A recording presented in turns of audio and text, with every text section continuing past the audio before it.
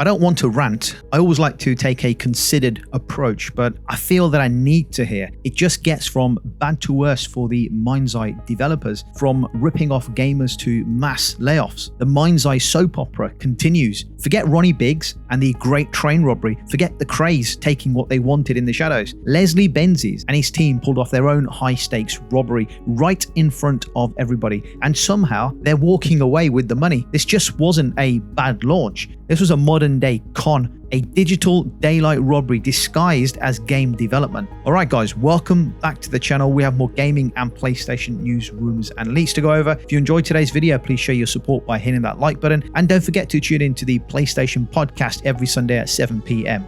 Right then, builder Rocket Boy faces possible layoffs following the rough launch of MindsEye. The studio builder Rocket Boy, known for developing the newly released and broken game MindsEye, is reportedly preparing to make staffing cuts. This follows what can only be described as a disastrous, rocky launch of their game earlier this month. According to sources cited in a report, in fact several reports, this one just comes from IGN, internal communications within the company suggest that over 100 employees could be impacted by the layoffs. While no final numbers have been confirmed yet, the company has started a 45-day consultation period, which is a common first step in formal redundancy proceedings in the UK. And to give you some background, Builder Rocket Boy is an international game development studio. It's headquartered in the UK and employs roughly 300 people there, with another 200 working from locations abroad. So if the layoffs do go through as expected, a significant proportion of their workforce could be affected. MindsEye, which launched on June the 10th, faced immediate backlash from players and critics alike.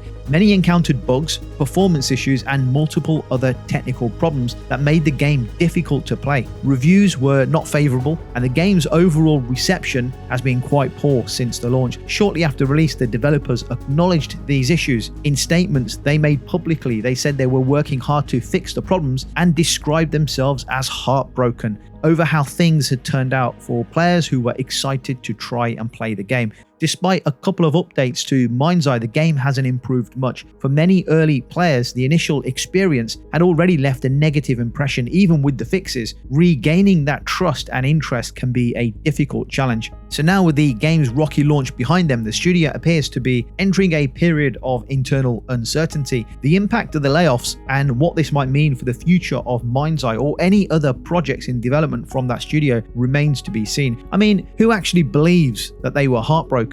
Absolute bollocks. Look, I never want to see development studios shut down. I don't want to see people lose their jobs, especially not developers who have spent years on these types of projects. But let's be real here. Let's be honest. Let's be brutally honest. For Builder Rocket Boy to come out and say they were heartbroken about the launch of MindsEye, that just doesn't sit right with me. These are the same developers who had full access to the game behind the scenes. They knew exactly what condition that game was in before the game released. We're not talking about a few minor bugs, we're talking about broken game mechanics, scenes dropping within the game to below 20 frames per second, even on the PlayStation 5 Pro. I mean, are we supposed to be watching a slideshow here? And screen tearing that's hard to ignore within the game. And let's not forget, this game is currently locked at 30 frames per second on current generation hardware, and even then it still struggles to consistently hit that target. You can't seriously tell me that no one at the studio noticed these issues during testing. They're the ones making the game.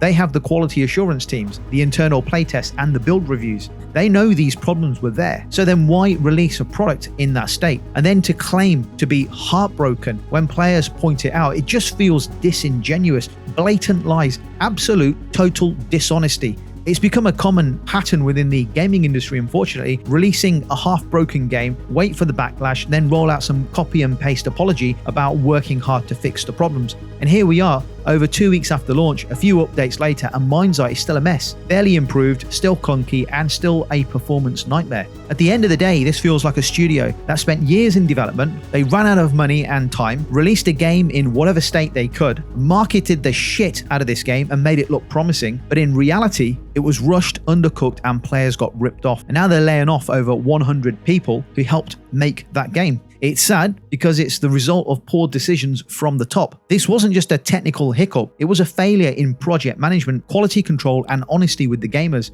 This wasn't some unavoidable accident.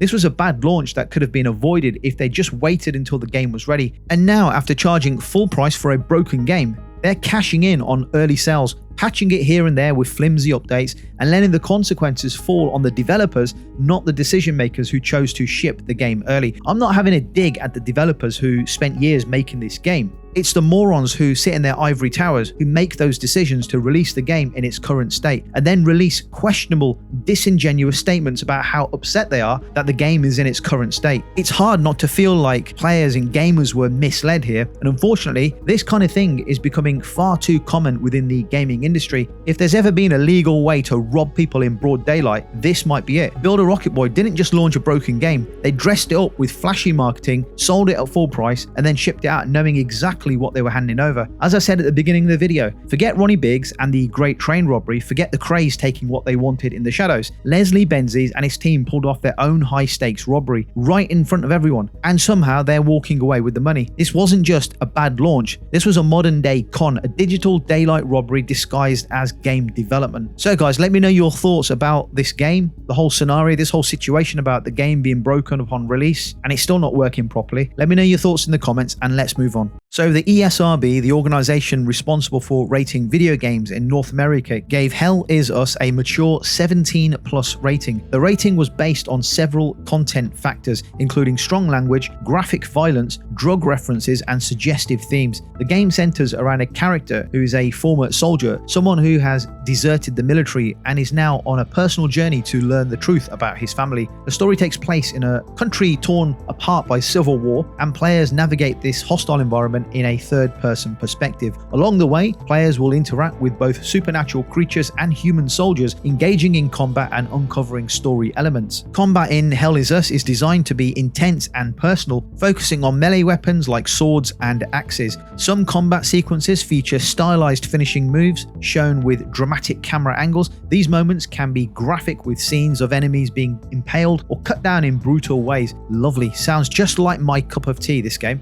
But the violent content goes beyond just gameplay. The world of Hell Is Us tells its story through both action and its environments. Players will come across disturbing visuals such as mass graves, bodies lying in blood, and corpses hanging in abandoned areas. Flashback sequences further emphasize the game's serious tone, sometimes showing civilians being executed by soldiers. The game's writing also touches on adult themes. Some dialogue includes references to sexual violence or unwanted advances, highlighting the grim realities faced by people in the war-torn setting. For instance, the ESRB noted lines that imply sexual assault and desperation amongst the survivors. Drug use is also another element featured within the game, both through on-screen text and character conversations. There are references to characters using substances or being under the influence, which adds another layer to the gritty, oppressive atmosphere the game is trying to create. Profanity is also used throughout the game, including strong language like dropping the F-bomb on multiple occasions, which contributed to its mature rating. All in all, Hell Is Us is shaping up to be a dark and serious game that tackles complex themes through both its gameplay and storytelling. It won't be for everyone. Players looking for a narrative-driven, emotionally heavy experience might find this worth keeping on their radar when it launches in September. This sounds like exactly my kind of game. So who's excited for Hell Is Us? Let me know your thoughts in the comments and let's move on.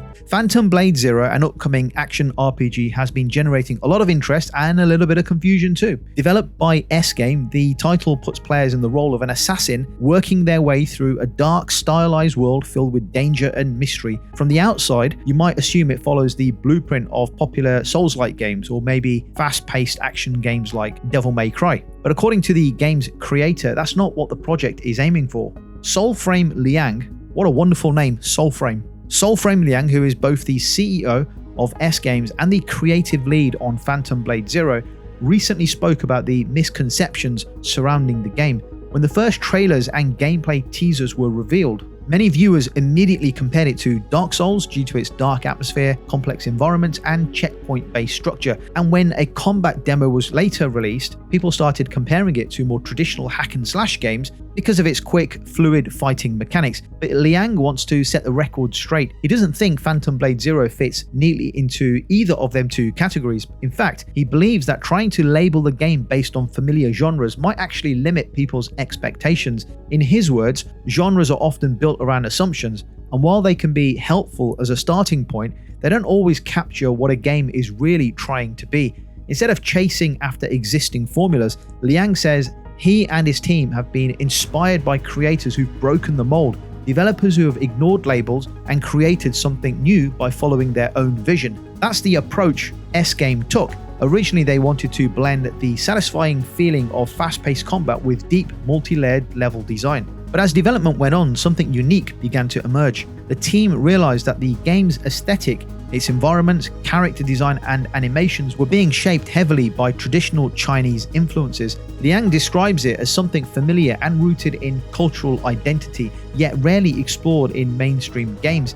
He specifically points to the long tradition of Chinese martial arts and how it's evolved over the decades through novels, cinema, and TV. That's the kind of space Liang envisions for Phantom Blade Zero. He doesn't see it as just another action RPG, though technically it might fall under that category. What he's hoping to do is carve out a space for a new type of genre, something that honors the cinematic martial arts tradition while also delivering a modern, engaging experience for players. S-Game is hosting an in-person preview event in Beijing next month to give fans a closer look at what the game has to offer. They're also planning to announce a release date before the end of 2025.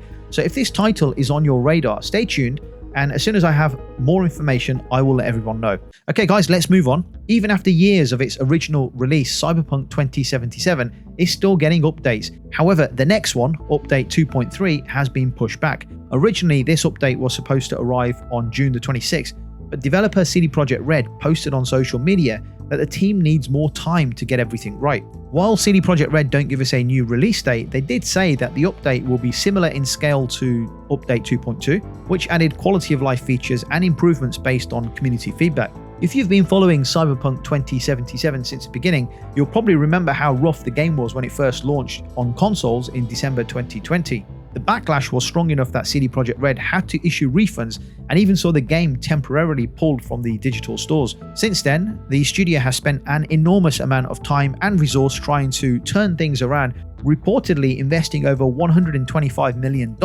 on fixes, updates, and of course the release of Phantom Liberty expansion. Despite the rocky launch, Cyberpunk 2077 has come a long way. Recent updates have improved stability and added new content and refined the gameplay. And with the major expansion Phantom Liberty released, the game has slowly rebuilt its reputation. As for the future, CD Projekt Red is already looking ahead. They've confirmed that a full sequel to Cyberpunk 2077, currently referred to as Project Orion, is in early stages of development. Right now, it's still in pre-production, which means the team is focused on concept work, early designs, and building the foundations before full-scale development begins. So while fans will have to wait a little longer for the next patch, it's clear that CD Projekt Red is still committed to supporting Cyberpunk 2077, and they're also setting the stage for what comes next. So guys, a final note on Resident Evil. Capcom recently revealed some big news that got Resident Evil fans quite excited. Their upcoming title, Resident Evil Requiem, also known as Resident Evil 9, has already racked up over 1 million wish lists across various digital platforms.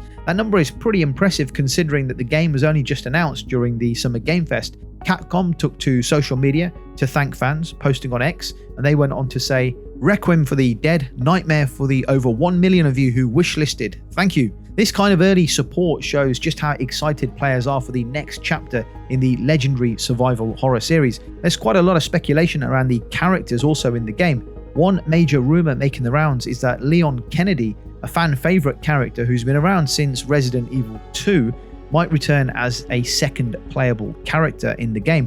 While Capcom hasn't officially confirmed this yet, it would make sense given Leon's deep ties to Raccoon City and his continued presence within the series. Behind the scenes, there have been reports from industry insiders like Dusk Golem, who claimed that Resident Evil 9 or Requiem was originally going to be a multiplayer open world game. That version was apparently scrapped and development restarted back in 2021. Capcom seems to have gone back to a more focused, story-driven experience, which is something fans of the earlier games will likely appreciate. Looking ahead, Capcom is planning to show more of Resident Evil Requiem during the upcoming Capcom Spotlight event, and this will be held on Thursday evening, and it will also include updates on other Capcom games including Pragmata and Onimusha Way of the Sword. So if you're eager to find out more details or gameplay footage, join me live on the channel this Thursday as we stream the Capcom event. Details will be available on the channel. Guys, let me know your thoughts in the comments about the content discussed today, and I'll catch you on the next video.